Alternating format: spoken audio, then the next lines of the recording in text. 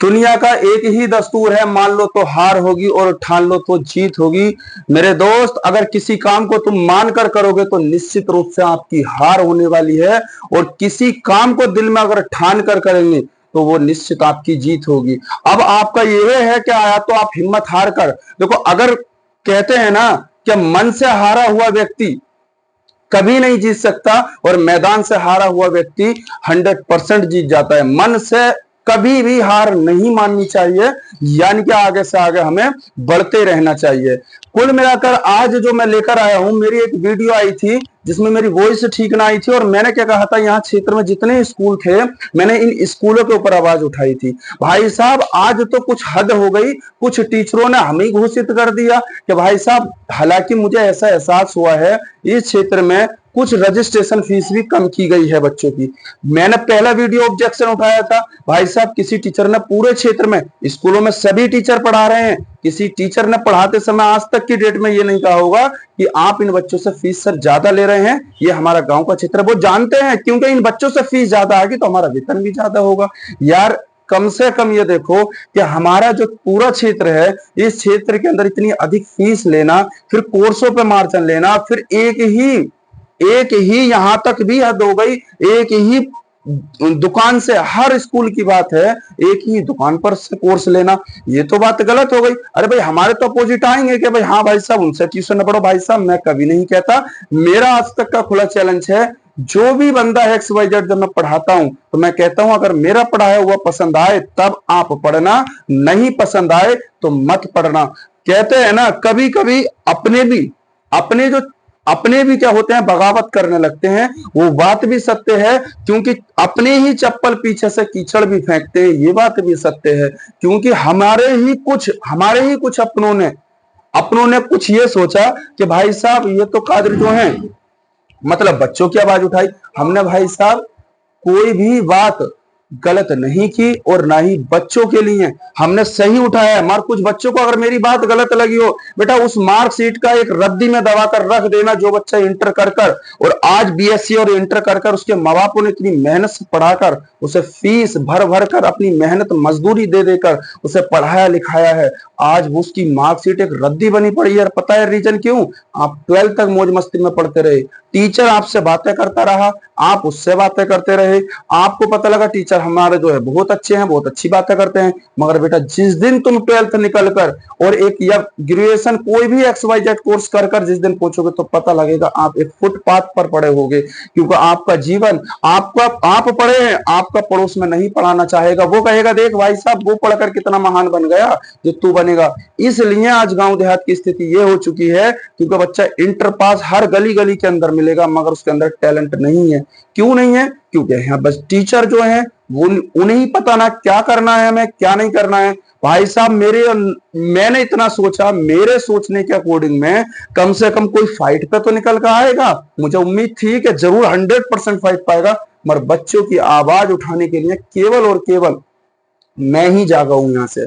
और मैंने ये सोचा है, क्योंकि कुछ स्कूलों ने अगर फीस ना बढ़ाई होती तो हमारे स्कूलों में आज भी फीस नहीं होती। कुछ स्कूलों के अंदर अगर कोर्स ना बढ़ा होता तो हमारे स्कूल के अंदर भी आज जो देहात के स्कूल थे वो भी नहीं बढ़ा पा रहे होते। भाई शहर की होड़ करा ले तो शहर में तो 1000 रुपए फीस है, भाई साहब शहर में टीचर भी उसी लायक है। आप कम से कम समझो उस बात को। हमारे क्षेत्र का बच्चा आज भी पढ़ लिख कर भी और अनपढ़ है। और भाई साहब माँ बाप सबसे बड़ा धोखे में कौन रह रहा है? माँ बाप। जब तक बंदा 12th नहीं कर लेता, माँ बाप को ये पता है भाई साहब नौकरी निश्चिंत लगेगी। मैं 100% अपने चैनल के माध्यम से कहता हूं, अपने बच्चे का कम से कम ये देखें कि वो पढ़ कितना है। अरे पास होना बड़ी बात नहीं होती यार। आज की डेट में मेरे ही कोचिंग सेंटर्स है यार, 100 में से 97 मार्क्स लेकर आया वो मैथ में। मैं खुद लिखता हूं यार, रोल नंबर से भी चेक कर लेना, 100 में से 97 मार्क्स हैं मैथ के अंदर। खुद सोचो यार, ऐसे ऐसे बच्चे मतलब पास होकर आए हैं, उन्हें उम्मीद है। और उनके और भी मैं बताऊं कि ऐसे बच्चे हैं जो उनसे लिखना तक नहीं आ रहा और वो बंदे पास हुए हैं। भाई साहब इससे तो कोई काम धंधा कर लो तब ठीक रहेगा। मैंने क्या गलत कहा था भाई साहब उस दिन? मैंने यही तो कहा था कि हमारे स्कूलों क्षेत्र के अंदर सबसे बड़ी दिक्कत समस्या जो आ रही है वो फीस, रजिस्ट्रेशन फीस डबल ली जा रही है। प्रैक्टिकल फीस डबल डबल ली जा रही है। मैं आज भी बच्चे से अपने माध्यम से कहना चाहता हूँ, बेटा अपनी जिंदगी खराब मत करो, क्योंकि जिंदगी एक ऐसी अनमोल चीज है कि अपने आप को धोखा दे रहे हैं, ना कि घर वालों को। आप सोच रहे होंगे भाई साहब धोखा कि हमारे घर वालों को दिया जा रहा होगा, नहीं, स्वयं अपने आप को। कोई टीचर आपसे स्कूल के अंदर नहीं पढ़ाता है, आप पढ़ने के लिए जा रहे हैं, आपसे सवाल नहीं कराता है, आपका कर्तव्य बनता है कि सर हम सब पढ़ने के लिए आए हैं और आप हमें पढ़ाइए, और जो सवाल नहीं हो रहा इसका आंसर हो सकता है टीचर के आगे समस्या है भाई, हर टीचर से हर सवाल हाथों हाथ नहीं हो सकता, मैं उस चीज को मान सकता हूं, ये जरूरी थोड़ी है। क्योंकि आप चंद दिनों बेटा क्वेश्चन बैंक आ जाएंगे, आपको बुक से हटाकर क्वेश्चन बैंक पे ला दिया जाएगा, आपका टैलेंट जीरो का जीरो रह जाएगा। पास हो गए, मैं दावे के साथ कह रहा हूं, आप ट्यूशन नहीं पढ़ो, कहीं भी मत पढ़ो, मगर आप पास हो गए, मगर उस पास का रिजल्ट आपको क्या मिलने वाला है, जीरो मिलने वाला है। आपकी एक मार्कशीट रखी रह जाएगी, और आने वाले समय में क्या करोगे, उस मार्कशीट को एक कागज वाली रद्दी को अपने बच्चों को दिखाओगे तो बेटा देखो हमने इंटर कर रखा था, हमने ये कर रखा था, और उसका रिजल्ट जीरो। आज की डेट देखो 12th क्लास का बच्चा स्कूल में पढ़ाने के लिए तैयार नहीं है, इच्छुक नहीं है, पूरे क्षेत्र में नहीं है। क्यों नहीं है? क्योंकि उसने खुद ही नहीं पढ़ा ढंग से। वो क्या पढ़ाएगा बताओ तुम?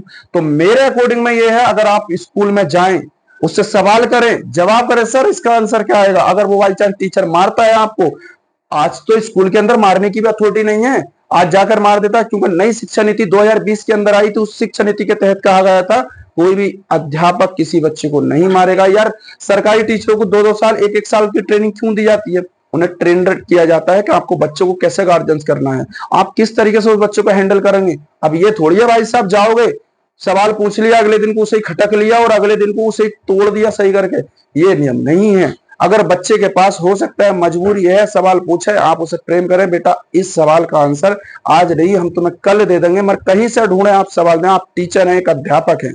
मैं अपने चैनल के माध्यम से सभी बच्चों को जागरूकता करना चाहता हूं, आप किसी भी स्कूल के अंदर जाएं, उससे सवाल पूछें और कहें, और जितनी को फीस अधिक ली जा रही है उस फीस का कम से कम फायदा भी उठाएं, क्योंकि फीस जो है बहुत अधिक कर दी गई है यार हमारे यहाँ। बेटा बड़ी मेहनत से आपके माता पिता पैसा कमा कर दे रहे हैं, मैं तुम्हारी आवाज उठा रहा हूँ इस क्षेत्र से। कितने मेरे अपोजिट आए पड़े हैं, बहुत सारे अपोजिट बने हैं। आपसे स्कूलों में भी ये कहा जाएगा कि भाई साहब मत पढ़िए, आप उसके पास मत जाइए। अरे मैं कहता हूँ मत भेजिए, हमारे बच्चे का जीवन तो खराब मत कीजिए कहीं भी जाकर। आप बच्चे को, अब आ रहा समय आ रहा है, अभी तो रजिस्ट्रेशन एडमिशन हो रहे हैं, जैसे ये समय बीतेगा तो फिर क्या होगा, बच्चे को पकड़ा जाएगा। अगर वो बच्चा बाई चांस सवाल नहीं कर पाया, उसने सवाल कर लिया, तो कहेगा भाई साहब अगले दिन को तू ही लाइन में आ जा, उसे तोड़ दिया जाएगा पकड़ के। ये कहाँ का रूल है भाई साहब? आप उस बच्चे की कमजोरी देखिए। बच्चा हर पढ़ सकता है, मैं दावे के साथ कह सकता हूं, मगर उसके अंदर आग लगाने वाला व्यक्ति चाहिए। अगर आपने आग लगाई होगी उस बंदे के अंदर, अगर आपने आग लगा दी ना उसके अंदर, केवल और केवल पढ़ाई की मार से पढ़ाता नहीं है बच्चा। सरस्वती अगर तुमसे साथ देती है तो अगर मैं गारंटी से कह रहा हूं वो 100% पढ़ेगा। और एक बात और है मेरे दोस्त, अगर आप स्कूल में अध्यापक हैं तो आपका भी फर्ज बनता है, बच्चा आपका भी है वो पढ़ रहा है तो आप उसका जीवन बर्बाद ना करें। आप कहें कि आप सर 1 घंटा जो है हम हैंडल नहीं कर पाएंगे।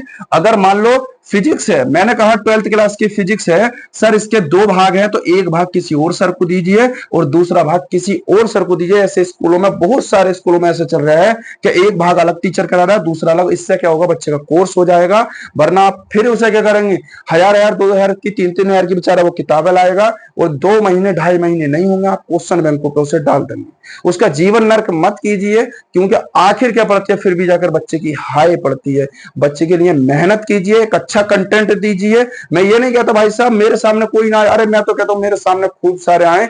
मैं तो और चाहता हूं यह कंपटीशन बने, बहुत आगे निकले, मगर ईर्ष्या करनी हो तो मेरे से सामने करें, पीछे बुराई ना करें। मैं आपसे ये भी बोलता हूं, मगर बच्चों के लिए, कुछ बच्चे भी ऐसे हैं बोलेंगे भाई साहब पता नहीं क्या बोल रहे हैं, क्या बक रहे हैं। अरे भाई साहब मैं आपसे कहता हूं जिन बच्चों को बुरी लग रही है उन्हें लगने दो, मगर उनमें कुछ अच्छे भी बच्चे हैं।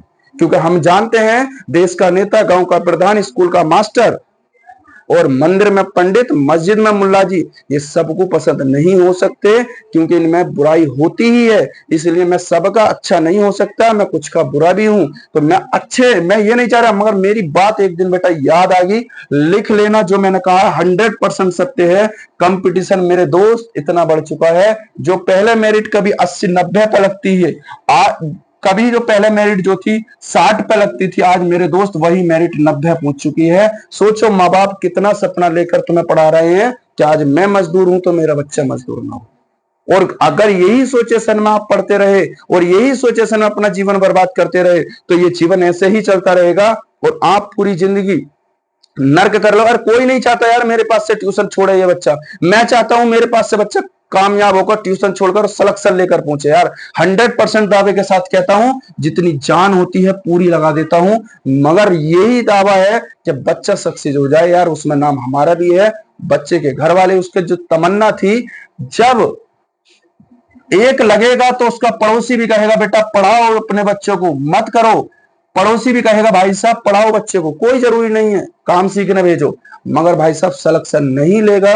11 या 12 बजे तक भी, 11 और 12 और बीएससी बीए करने के बाद भी वो बंदा यही फुटपाथ पर रह गया तो उसका पड़ोसी कहेगा जब वही नहीं सक्सेस हुआ, आज देख ले इंटर बीए बीएससी करने वाली मजदूरी कर रहे हैं। कारण क्या है यार, उन्होंने पढ़ाई ढंग से नहीं की थी, रिजल्ट नहीं दिया उन्होंने। हर गली के अंदर देख लो क्या भाई साहब मैं बीए करा हुआ हूं, मैं बीएससी करा हुआ हूं, मैं इंटर करा हुआ हूं, कहां चल रहा है यार वो? पता है क्यों है? रिजल्ट देखो उन बंदों को इतना पढ़ने के बाद।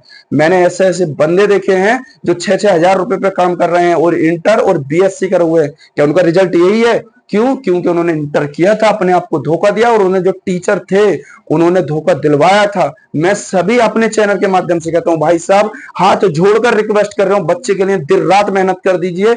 मैं नहीं चाहता कि आप मेरे पास भेजे, मगर बच्चे के साथ अगर मेहनत होगी तो वो सिलेक्शन लेगा, आगे जाकर तुम्हें याद करेगा। मगर कुछ दिन के लिए अगर आप उससे झूठ सच बोलकर भी अगर पैसा कमाते हैं, चाहे स्कूल वाला हो या चाहे कोई कोचिंग सेंटर वाला हो, तो ध्यान करना एक दिन वो यहीं से निकलकर वो तुम्हें गाली देगा। मेरे दोस्त अभी टाइम है, क्षेत्र में जागरूकता लाओ, अधिक से अधिक पढ़ाई के माहौल में जाओ। और मैं सभी से अपने चैनल के माध्यम से कहता हूं थोड़ा जो कमजोर वर्ग के हैं उन पर थोड़ी सी दया करके चलें सभी स्कूल वाले। मैं बहुत रिक्वेस्ट करता हूं भाई मेरे, मैं किसी एक स्कूल वाले का नाम नहीं ले रहा हूं, क्योंकि आप पैसा दुनिया कमा रही है मगर थोड़ा यार गरीब बच्चों को ना तड़पाएं। मैं अपने चैनल के माध्यम से चाहता हूं कि एक अच्छी शिक्षा, अच्छी प्रणाली चले और ये जितने भी ये फर्जीवाड़ा है, ये फर्जीवाड़ा खत्म हो जाए। ये ज्यादा से ज्यादा हमारी वीडियो को शेयर करें और बच्चों को सुनाएं। मैं चाहता हूं बच्चों तक ये वीडियो पहुंचाएं ताकि ये कंटेंट जो होगा बच्चों को समझ में आए कि हाँ भाई साहब हम झूठ सच बोलकर अगर यहाँ इंटर और बीएससी कर ली तो हमारा जीवन नर्क हो जाएगा। और अगर कामयाब होना है तो आज आग लगाकर पढ़ाई करनी होगी, चाहे इंजाम कुछ भी हो जाए XYZ। पढ़ने के लिए सब तैयार होते हैं मगर आग लगाने वाला बंदा चाहिए। समझ में आई होगी इतनी बात। बाकी बुराई भाई मेरी अगर करनी हो तो मेरे सामने करें, मेरे नंबर पर कॉल करके बुराई कर लें। मेरे सब पर्सनल जितने भी मित्र हैं और जितने भी मेरे प्रिय स्टूडेंट हैं जो पीछे बुराई करते हैं, जो स्टूडेंट हो चाहे कोई भी हो या मेरा प्रिय कोई भी मित्र हो, पीछे बुराई ना करे मेरे भाई, सामने कहे। मैं किसी भी बंदे के सामने कहता हूं आधी रात कितना भी बड़ा व्यक्ति हो, कितना ही बड़ा चाहे मंत्री हो, मुझसे सामने खिलवा लेना, आधी रात करने के लिए उसके मुंह पर तैयार हूं। मगर पीछे बुराई करना बिल्कुल गलत होता है। आज तक का रिकॉर्ड वही है, बुराई वही करता है जो कभी बराबरी नहीं कर सकता। मेरे दोस्त मैं अपने चैनल से कहूंगा बुराई वही करेगा जो कभी बराबरी नहीं कर सकता। ये 100% सत्य है। बाकी अब तुम्हारी मर्जी रही जैसा है। मैं अपने चैनल से इतनी बात कही थी, आगे के लिए फिर मिलते हैं नेक्स्ट वीडियो में।